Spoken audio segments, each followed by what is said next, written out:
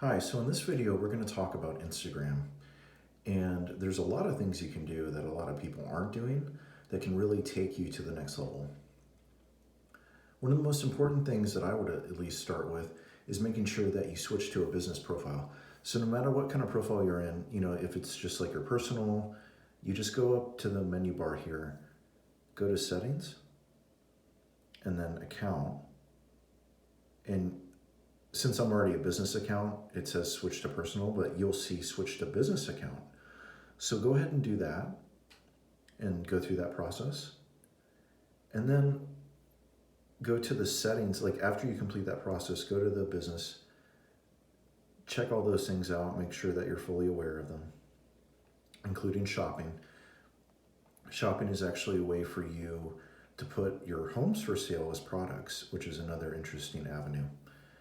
And you can go through those and add that. Just go back.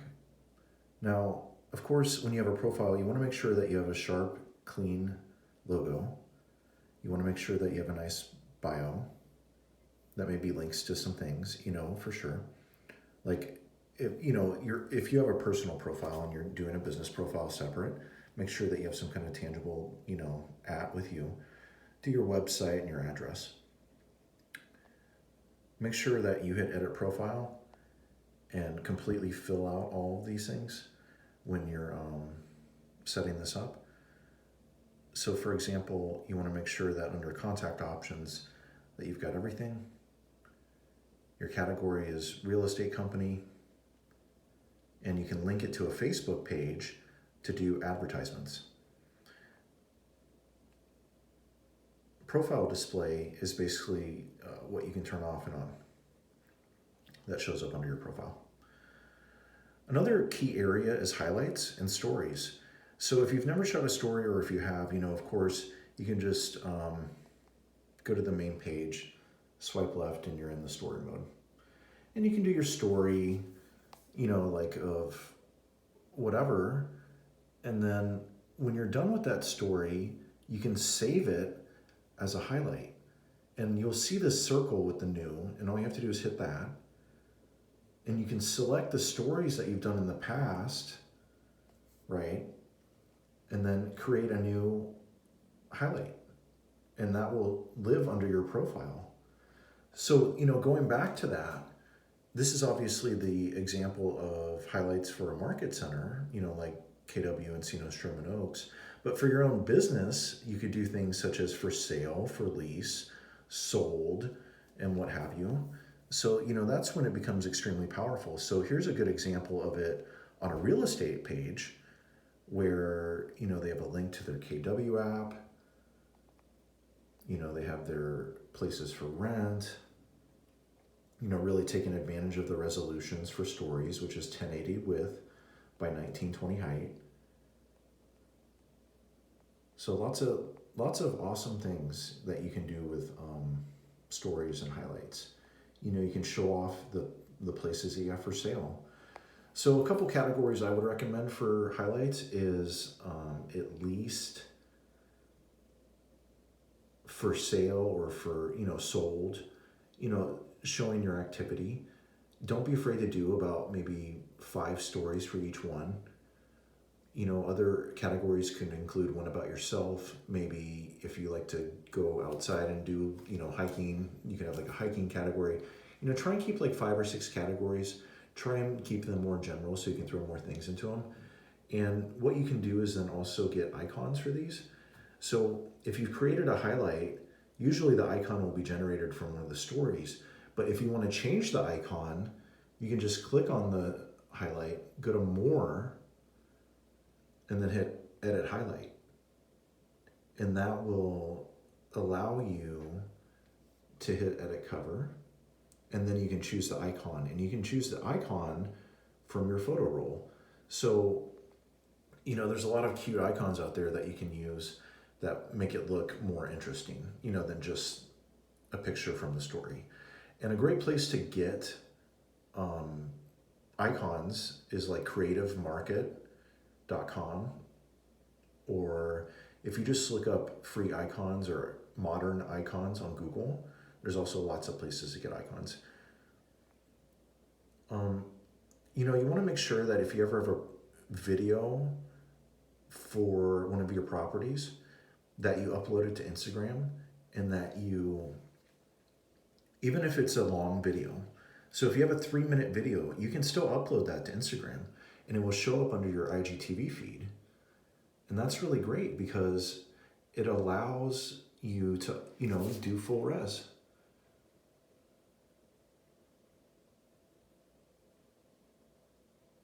You know, and the clients can see that. And it's really a value proposition for, you know, you when you're communicating with your clients. So I definitely recommend that you, any content or media that you obtain from your listings, that you upload and you put it on Instagram. There's so many things you can do with Instagram, it's hard to really even start. But one thing that we always recommend is community and you know, if you're looking at content, you want to post at least the 3 C's. So community, company, and culture. And when you pull from those 3 categories, you'll always have something to post about. You know, for example, if you have a farm and your farm is, you know, a certain zip code in Los Angeles, you can talk about something that's interesting in that area. So a good example of this would be is a post I did a little ways back, but you know, it's really the perfect example. And I just showed off some great restaurants in the area. You know, and I tagged them and I got great pictures of their food and put their rating, and you know, these are all great recommendations. And it's really a great way for you to embrace the community side of your, you know, of your area. And that really enables you to build relationships and referrals. And no matter what time, if you know it's a normal time where everything's okay, or if there's an emergency going on or a situation, you know, it's really important to just foster relationships. And a lot of people forget that you can also do that on Instagram, right? You can do it in so many ways outside of Instagram, but you can also do it on Instagram by linking to good things and helping them, you know. So that same philosophy works on social. You know, another type of post would be like a company post. So maybe we talk about like a technology we use and how we use it. You know, so when you post, you want to also talk about the features of your business and what makes you unique. And that will give you, you know, like a tactical advantage and a perception advantage. Another type of post I mentioned was culture. So, you know, culture can be maybe like a video or a story of something that's going on in your company, and it's almost like a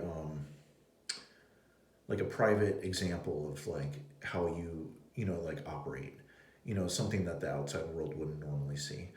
But you know, also going back to culture, another type of culture is just, you know, linking to things that or showing things that are relevant to what you're doing, but you know, aren't so strictly boring.